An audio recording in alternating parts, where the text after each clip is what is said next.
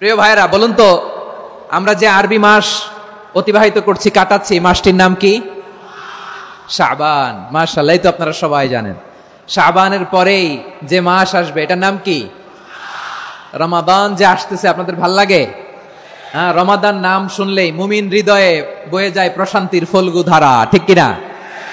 একটা আনন্দ, একটা উচ্ছ্বাস আমাদের হৃদয়ের মধ্যে চলে আসে। রমাদান সাইয়্যিদুশ শুহুর, 12 মাসের মধ্যে সবচাইতে শ্রেষ্ঠতম মাস রমাদান আল মুবারক আসছে।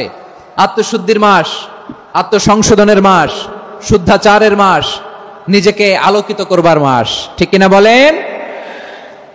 এই রমাদানুল মুবারকে আমাদের কি করণীয়, কি বর্জনীয়, what to do and what not to do, এই টপিকসের উপর কিছু কথা আপনাদের সামনে উপস্থাপন করব ইনশাআল্লাহ। ওমা তাওফীকি ইল্লা বিল্লাহ।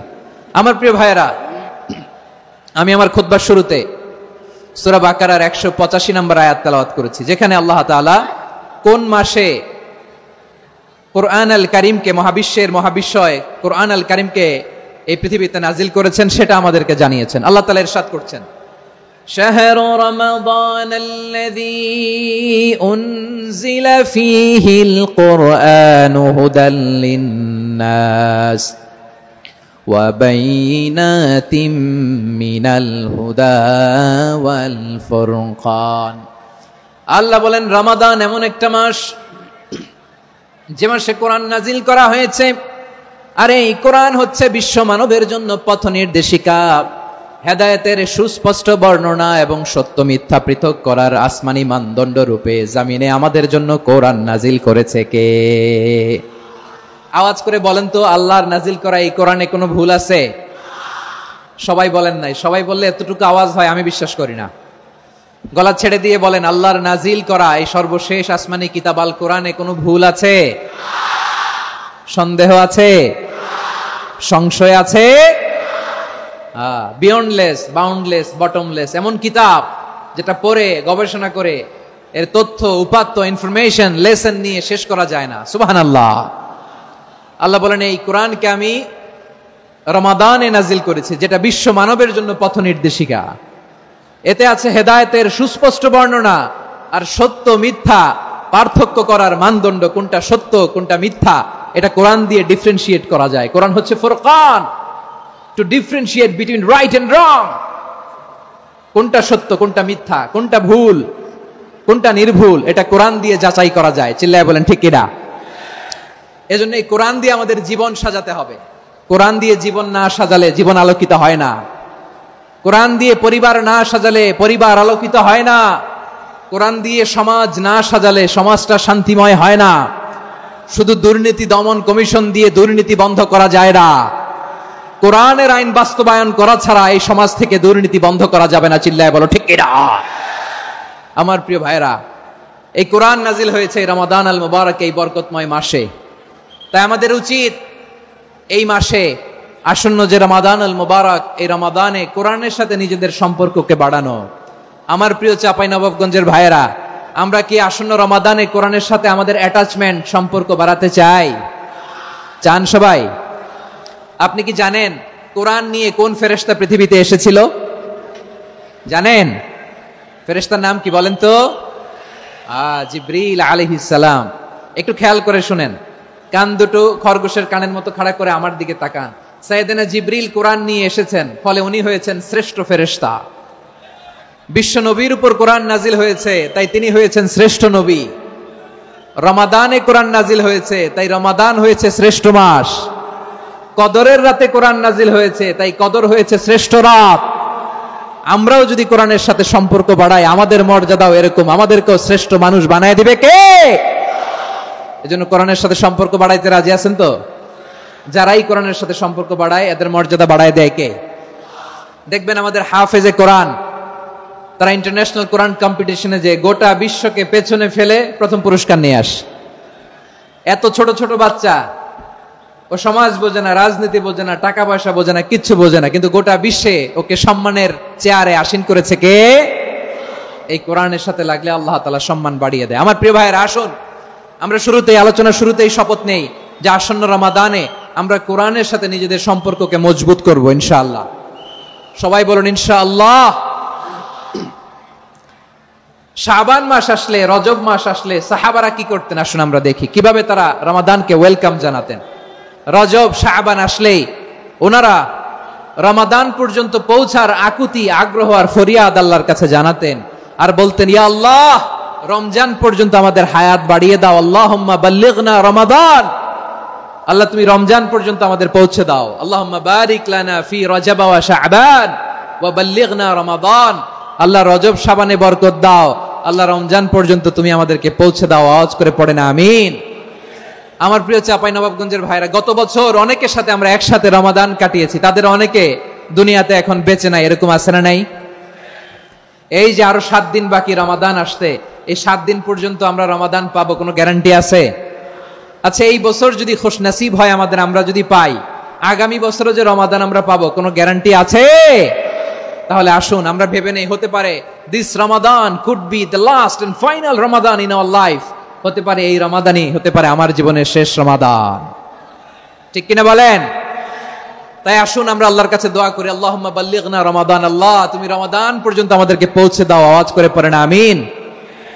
ইবনু রাজব আল হাম্বলি লাতাইফুল মাআরিফের মধ্যে লিখেছেন, সাহাবারা ওনারা রমাদান কেন্দ্রিক, আমাদের সালফে সালিহিনরা রমাদান কেন্দ্রিক জীবন কাটাতেন। ওনারা রমজান আসার 6 মাস আগে আল্লাহর কাছে দোয়া করতেন, আল্লাহ রমজান পর্যন্ত পৌঁছে দাও। রমজান চলে যাওয়ার পরে বাকি 6 মাস আল্লাহর কাছে দোয়া করতেন, আল্লাহ এই রমাদানে যে ইবাদত করেছি, এই ইবাদত গুলো তুমি কবুল করে নাও। সুবহানাল্লাহ। তাহলে পুরো বছর রমাদান কেন্দ্রিক জীবন। রমজান আসার আগে 6 মাস দোয়া করতো, আল্লাহ আমরা যেন রমজান পাই। রমজান চলে যাওয়ার পরে বাকি 6 মাস বলতো, আল্লাহ রমজানে যে ইবাদত করেছি এগুলো তুমি কবুল করে নাও। সুবহানাল্লাহ। আবার এই শাবান মাসে আল্লাহর হাবিব সাল্লাল্লাহু আলাইহি ওয়াসাল্লাম সবচেয়ে বেশি রোজা রাখতেন। কানা ইয়াসুমু শাবানা কুল্লাহ, সবচেয়ে বেশি রোজা রাখতেন শাবান মাসে। ওয়া কানা ইয়াসুমু শাবানা ইল্লা কলিলা, শাবানের অল্প কয়েকদিন ছাড়া পুরো শাবানটাই বিশ্বনবী রোজা রাখতেন। সুবহানাল্লাহ পড়েন। এই শাবানে আপনারা রোজা রাখছেন তো? রাখছেন? আল্লাহ তুমি কবুল করো, আমরা সবাই পড়ি আমিন। মাইকের সাউন্ডটা একটু উইক মনে হচ্ছে, একটু স্ট্রং করতে হবে সামান্য। মাইক অপারেটর যিনি আছেন একটু স্ট্রং করবেন, আমার শাউট করে কথা বলা লাগতেছে, একটু স্ট্রং করবেন মেহেরবানি করে, মাইকের সাউন্ডটা একটু স্ট্রং করবেন। প্রিয় ভাইরা, এই শাবান শেষে আমাদের মধ্যে আগমন করবে রমাদান, এবং এই রমাদানুল মুবারক আল্লাহ তাআলা আমাদের জন্য সিয়াম ফরজ করেছেন। কি ফরজ করেছেন? তিনি সূরাতুল বাকারার 183 নম্বর আয়াতে ইরশাদ করছেন, রাব্বুল আলামিন বলেন, ইয়া আইয়ুহাল্লাযীনা আমানু কুতিবা আলাইকুমুস সিয়ামু কামা কুতিবা আলাল্লাযীনা মিন ক্বাবলিকুম লাআল্লাকুম তাত্তাকুন। আল্লাহ বলেন, ও বিশ্বাসীরা শোনো শোনো, তোমাদের জন্য সিয়ামকে ফরজ করা হয়েছে, ঠিক যেমন ভাবে তোমাদের পূর্ববর্তী উম্মতদের উপরও সিয়ামকে ফরজ করা হয়েছিল, লাআল্লাকুম তাত্তাকুন, যাতে করে তোমরা সবাই মুত্তাকি হতে পারো। সুবহানাল্লাহ বলেন, যাতে করে তোমরা আল্লাহ সচেতন হতে পারো। তাহলে সিয়ামকে, এই সামনে যে রমাদান আসতেছে আমার প্রিয় ভাইয়েরা, এই পুরো রমাদান ব্যাপী সিয়াম সাধন করা, সিয়াম পালন করাকে আমাদের জন্য ফরজ করে দিয়েছে কে? রমাদানের রোজা রাখার নফল নাকি? রমাদানে সিয়াম পালন করা কি নফল? সুন্নাত? তাহলে কি ফরজ? আওয়াজ করে বলেন, রমাদানের রোজা রাখা কি ফরজ? এটা শুধু আমাদের উপরই ফরজ না, আমাদের আগে যত জাতিগোষ্ঠী এই পৃথিবীতে এসছে সবার উপরে সিয়াম পালনকে ফরজ করেছে কে? সবার উপরে আল্লাহ তাআলা সিয়াম পালনকে ফরজ করেছিলেন। তবে ধরনটা ভিন্ন ছিল, এক এক জাতিগোষ্ঠীর জন্য এক এক ধরনের ছিল। আমাদের জন্য সিয়াম ফরজ টানা 1 মাস 30 দিন বা 29 দিন। কোন কোন উম্মতের উপর 30 দিন না, মাত্র 3টা রোজা ফরজ ছিল। কয়টা? আওয়াজ করে বলেন। আপনাদের কি মনোযোগ আছে না গেছে? মনোযোগ আছে? তাকবীর পড়েন তো, লিল্লাহে তাকবীর। আমাদের 1 মাস সিয়াম ফরজ। পূর্ববর্তী অনেক উম্মতের উপর 1 মাস ছিল না, 3টা ফরজ ছিল। কয়টা? প্রতি মাসের 13, 14, 15 ফরজ ছিল তাদের জন্য। কারো জন্য শুধু একটা, আশুরার রোজা। কোন কোন উম্মতের জন্য 10টা। কোন কোন উম্মতের জন্য রোজা ফরজ ছিল মৌনতার রোজা, আরবিতে বলে সৌমুল ইনসাত, মানে সারাদিন খেতে পারবে, পান করতে পারবে, স্ত্রীর সাথে মেলামেশা করতে পারবে, কিন্তু কথা বলতে পারবে না। কথা বললেই তাদের রোজা ভেঙে যেত। পড়েন সুবহানাল্লাহ। কি অদ্ভুত ব্যাপার, মৌন সম্মতির রোজা। যেমনটি সাইয়্যিদাতুনা মারিয়াম আলাইহিস সালাম বলেছেন, ইন্নী নাযারতু লির-রাহমানি সাওমা ফালান উকাল্লিমাল ইয়াওমা ইনসিয়া। তিনি বলেছেন আজকে আমি রহমানের জন্য মানে আল্লাহর জন্য রোজা মানত করেছি, আজকে আমি কারোর সাথে কথা বলতে পারবো না। তো রোজা রাখলে কথা বলতে পারবে না কেন? কারণ ওই শরীয়তে রোজার বিধান ছিল সকাল থেকে সন্ধ্যা খেতে পারবেন, পান করতে পারবেন, কিন্তু কথা বলতে পারবেন না। কথা বললেই রোজা ভেঙে যেত। সুবহানাল্লাহ বলেন। তাহলে সব জাতিগোষ্ঠীর উপরে রোজা ফরজ ছিল, কিন্তু ধরনটা ভিন্ন ছিল। মজার ব্যাপার হচ্ছে আপনি বর্তমানেও বিভিন্ন ধর্মের দিকে তাকান, বৌদ্ধ ধর্ম, হিন্দু ধর্ম, খ্রিস্ট ধর্ম, তাদের মধ্যে রোজা আছে। ইংরেজরা, খ্রিস্টানরা এটাকে বলে ফাস্টিং। কি বলে? ফাস্টিং। আমাদের হিন্দু ভাইয়েরা বলে উপবাস। তারা কি বলে? উপবাস। আবার এখন আন্দোলনেরও একটা মাধ্যম হয়েছে এটা, না খেয়ে থাকা। এটারে বলে অনশন। এটারে কি বলে? অনশন ধর্মঘট। মানে আমাদের দাবি না মানলে আমরা খাবো না, রোজা রাখলাম। আছে না নাই? তারপরে আধুনিক বিজ্ঞান এটার একটা নাম দিয়েছে না খেয়ে থাকাকে, অটোফিজি। কি বলে? অটোফিজি। জাপানের এক চিকিৎসা বিজ্ঞানী এই অটোফিজির উপর গবেষণা করে সে নোবেল পেয়েছে। সুবহানাল্লাহ পড়বেন না? এজন্য আল্লাহ তাআলা আমাদের জন্য গোটা রমাদানে এই সিয়ামকে ফরজ করে দিয়েছেন। আওয়াজ করে বলেন আল্লাহু আকবার। রাব্বুল আলামিন বলেন ইয়া আইয়ুহাল্লাযীনা আমানু কুতিবা আলাইকুমুস সিয়াম।